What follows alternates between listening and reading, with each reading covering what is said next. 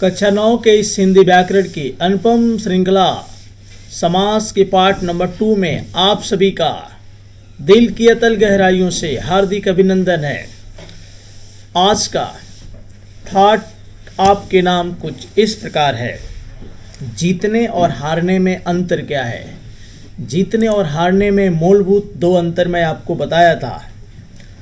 तीसरा अंतर है, जीतने वाला कहता है मैं आपके लिए यह काम कर देता हूँ, और हारने वाला कहता है यह मेरा काम नहीं है। जीतने वाले के पास हर समस्या का कोई न कोई हल अवश्य होता है, और हारने वाले के पास समस्या है हर समाधान के लिए। आइए आपको हम लेकर के चलते हैं इस समास के बारे में मैं आपको बताया था। आइए यहाँ तक आपको समास प्रक्रिया से शब्द निर्माण ये मैं बता दिया था। आइए अब चलते हैं समास के भेद। समास के भेद के बारे में हम चर्चा करते हैं। समास के निम्नलिखित 4 भेद होते हैं। पहला है तत्पुरुष समास। तत्पुरुष समास के अंतर्गत ही द्विगु समास आता है और कर्मधारय समास आता है। अर्थात तत्पुरुष समास की जो परिभाषा है उससे मिलती जुलती परिभाषा द्विगु समास और कर्मधारय समास की है। दूसरा है बहुब्रीहि समास, और तीसरा है द्वंद्व समास, और चौथा है अव्ययी भाव समास। तो सबसे पहले हम चर्चा करेंगे तत्पुरुष समास के बारे में, जिसके अंतर्गत द्विगु समास और कर्मधारय समास भी आता है। आइए, संस्कृत में द्विगु तथा कर्मधारय समास को अलग भेद माना गया है। संस्कृत में ये अलग है, इसलिए समास की संख्या संस्कृत के अनुसार 6 हो जाती है, लेकिन हिंदी के अनुसार समास की संख्या 4 ही है। लेकिन हिंदी में इनकी चर्चा तत्पुरुष समास के अंतर्गत ही की जाती है। आइए, तत्पुरुष समास जहाँ पूर्व पद विशेषण होने के कारण गौड़ तथा उत्तर पद विशेष होने के कारण प्रधान होता है। तो सबसे पहले आप जानिए विशेषण किसे कहते हैं और विशेष्य किसे कहते हैं।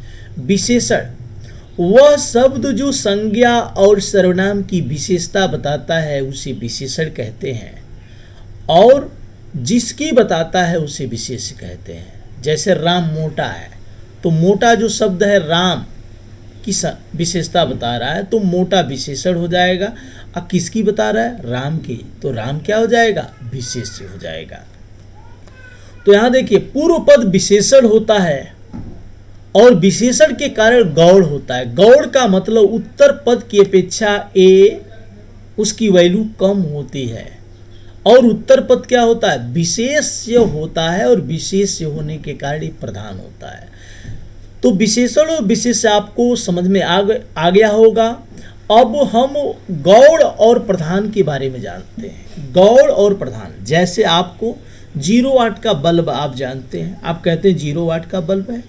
अगर वो 0 होता तो बिना लाइन से भी जल जाता, जब लाइन की ही जरूरत नहीं है। तो 0 होता नहीं, 0 मान लेते हैं, 0.5 उसका वाट होता है, ठीक। तो उसी तरह जो गौड़ की बात कर रहा है वो गौड़ होता नहीं, गौड़ माना गया। किसकी अपेक्षा? विशेष की अपेक्षा वो उसकी कीमत कम होती है, और विशेष जो होता है प्रधान। जैसा राम मोटा है, तो राम इसमें प्रधान है, और मोटा क्या है? राम की अपेक्षा थोड़ा गौड़ है। यही गौड़ और प्रधान में अंतर है। आइए, वहां तत्पुरुष समास होता है। तो इस प्रकार तत्पुरुष समास में सदैव पूर्व पद गौड़ और उत्तर पद प्रधान होता है। आइए, तो तत्पुरुष समास में जो परिभाषा है उस परिभाषा में हम पहला तो जानेंगे कि जो पहला पद होता है वो विशेषण होगा, और जो दूसरा पद जिसे उत्तर पद कहेंगे वो विशेष्य होगा। अगर विशेषण और विशेष्य की परिभाषा क्लियर है तो आपको तत्पुरुष समास को समझने में कोई दिक्कत नहीं होगी। यहाँ तक कि एक साधे सब सदे सब साधे सब जाए, अगर तत्पुरुष समास आपको समझ में आ गया तो उसके साथ साथ द्विगु और कर्मधारय समास भी समझना आपके लिए सरल हो जाएगा। क्योंकि तत्पुरुष समास के अंतर्गत ही ये समास आते हैं, और इनकी परिभाषा तत्पुरुष समास से मिलती जुलती है।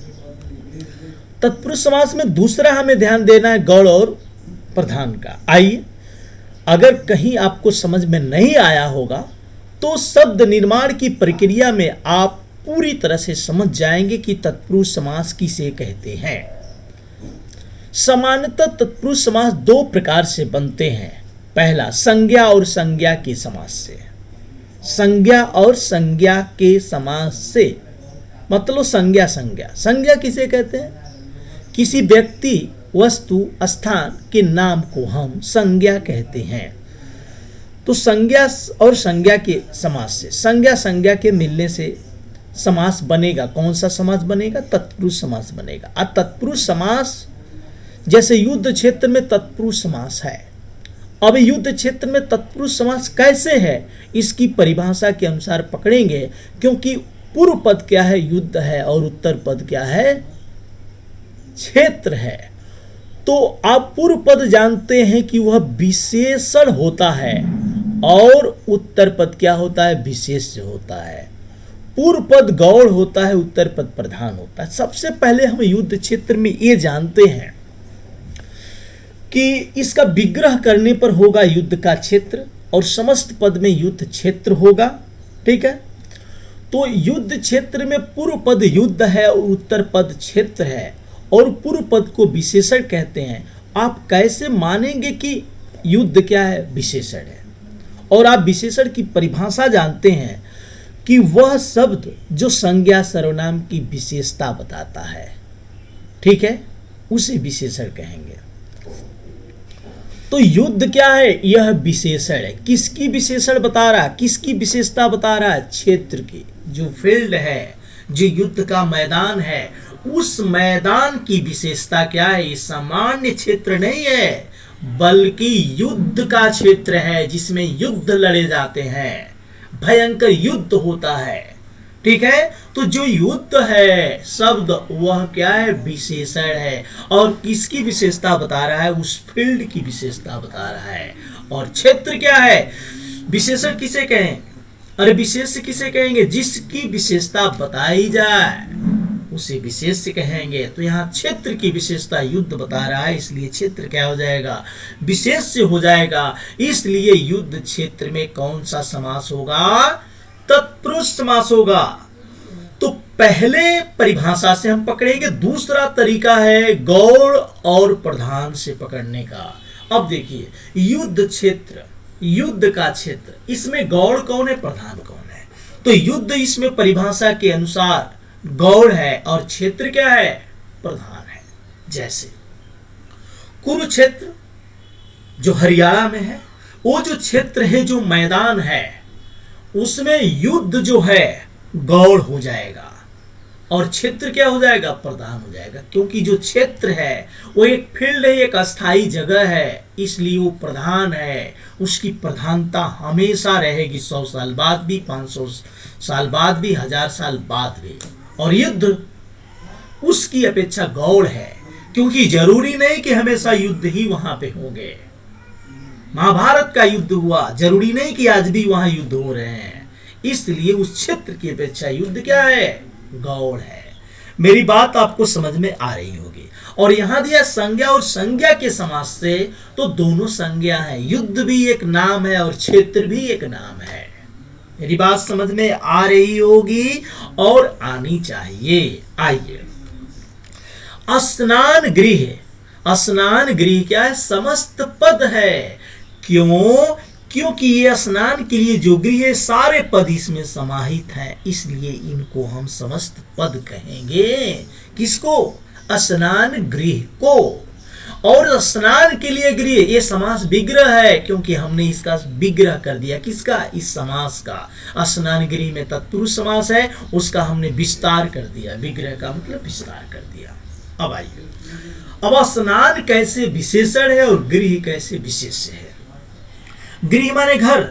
घर की विशेषता कौन बता रहा है कि ये घर कैसा है? स्नान का घर है, यहाँ स्नान किया जाता है। तो आप जानते हैं, जो शब्द किसी संज्ञा सर्वनाम की विशेषता बताता है, वह क्या कहलाता है? वह विशेषण कहलाता है।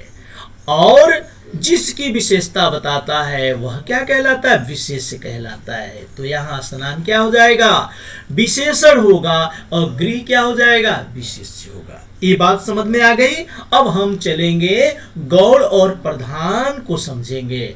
स्नान यहाँ गौड़ है और गृह क्या है, प्रधान है। जो गृह है वो प्रधान इसलिए क्योंकि वो घर है, घर घर होता है, और स्नान उसकी अपेक्षा गौड़ इसलिए है कि जब तक उसमें स्नान की प्रक्रिया होगी तब तक वह क्या है, स्नान गृह कहलाएगा। हो सकता हो किचन का भी बन जाएगा, कुछ भी बन सकता है वो। तो यहाँ गृह क्या है, प्रधान है, और स्नान क्या है, गृह की अपेक्षा गौड़ है। ठीक, आइए अगला एग्जाम्पल दिया, घोड़े पर सवार, समस्त पद है घुड़सवार, तो घोड़ा धन सवार। ठीक है, घोड़ धन सवार नहीं, घोड़ा धन सवार को मिलाएंगे तो घुड़सवार बनेगा, और घुड़सवार में जो घोड़ा है वो क्या हो जाएगा, विशेषण हो जाएगा। ठीक है, और किसकी विशेषता बता रहा है, उस सवार की विशेषता बता रहा है, जो सवार है। कौन सवार है, घुड़सवार। घोड़े पर कौन सवार है, कोई सवार है। तो घोड़े पर घोड़, तो घोड़ा यहाँ क्या हो जाएगा, विशेषण हो जाएगा, और सवार क्या हो जाएगा, विशेष्य हो जाएगा, जो सवार है। और गौड़ और प्रधान की बात किया जाए तो घोड़ा क्या है, गौड़ है, किसकी अपेक्षा, सवार की अपेक्षा। सवार यहाँ प्रधान है क्योंकि वो सवार है। कौन, जो घोड़े पर सवार होता है उसी को हम घुड़सवार कहते हैं। अब आइए देखिए, दान में वीर, दानवीर समस्त पद है, और दान में वीर ये क्या है, समास विग्रह है। तो दान क्या हो जाएगा, ये क्या हो जाएगा, विशेषण हो जाएगा। ये किसकी विशेषता बता रहा है, उस वीर की विशेषता बता रहा है कि वो दान में वीर है, अर्थात वो दान देता है। और वीर क्या हो जाएगा, वीर की विशेषता बताई जा रही है, तो वीर क्या हो जाएगा, विशेष्य हो जाएगा। और इसमें गौड़ और प्रधान को समझें तो गौड़ और प्रधान को समझने का सबसे बेस्ट तरीका है कि वीर की अपेक्षा दान क्या है, गौड़ है, क्योंकि वीर तो हमेशा वीर ही रहेगा, और दान जरूरी नहीं कि हमेशा दान दिया जाए, जब वो दान देगा तभी दान ही कहा जाएगा। इसलिए दान क्या है, गौड़ है, किसकी अपेक्षा, वीर की अपेक्षा। आगे है देशवासी, ये समस्त पद है, और देश का वासी यानी देश में निवास करने वाला को वासी कहेंगे। तो देश का वासी क्या है, समास विग्रह है।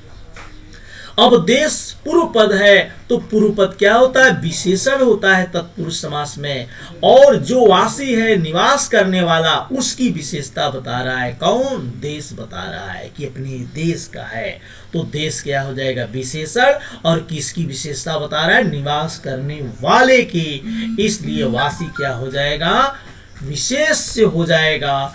और वासी और देश में कौन गौड़ है, कौन प्रधान है, पूर्व पद गौड़ होता है, उत्तर पद प्रधान होता है। निवास करने वाला प्रधान है, और देश क्या है, उसकी अपेक्षा गौड़ हो जाएगा। राजा का कुमार, राजकुमार यानी राजा का लड़का, राजा का कुमार। तो राजा का कुमार, ये कुमार कौन है, राजा का है। तो राजा यहाँ पे क्या है, विशेषण है। किसका कुमार है, राजा का। तो राजा यहाँ विशेषण हो जाएगा, कुमार विशेष हो जाएगा, और कुमार की अपेक्षा राजा गौड़ हो जाएगा, और कुमार क्या हो जाएगा, यहाँ प्रधान हो जाएगा। क्यों कि राजा का कुमार राजा का कुमार यहाँ प्रधान है, क्योंकि कुमार बहुत सारे लोग हो सकते हैं, सामान्य बच्चा भी हो सकता है, लेकिन ये राजा का कुमार है, इसलिए कुमार यहाँ प्रधान हो जाएगा, और राजा क्या हो जाएगा, गौड़ हो जाएगा। तो हमें जहां तक पूरा, हम जैसे अगर यहीं तक हम छोड़ दें, या तो संज्ञा और क्रियामूलक शब्दों के समास कैसे बनते हैं इसको बता देते हैं। आगे हम आपको बताएंगे, क्योंकि ज्यादा बताने से हो सकता है आपको समझ में न आए। तो पहले आप इतना प्रैक्टिस करिए, और तत्पुरुष समास से संबंधित समस्त पद उत्तर पद, पूर्व पद, विशेषण, विशेष्य, गौड़, प्रधान का कम से कम 5 या 10 एग्जाम्पल आप मुझे दें। यदि आप समझे हैं तो मैं आशा नहीं पूरा विश्वास करता हूं कि आप अवश्य समस्त पद, उत्तर पद, प्रधान पद और समास विग्रह, गौड़, प्रधान के बारे में चर्चा करेंगे। इसका एग्जाम्पल मुझे आप दिखाएंगे, उसके बाद हम समझेंगे कि नहीं आप रुचि ले रहे हैं। ठीक है, तो इस समास की अनुपम श्रृंखला में अभी बहुत कुछ बाकी है। वक्त है आपसे विदा लेने का। जय हिंद, जय भारत।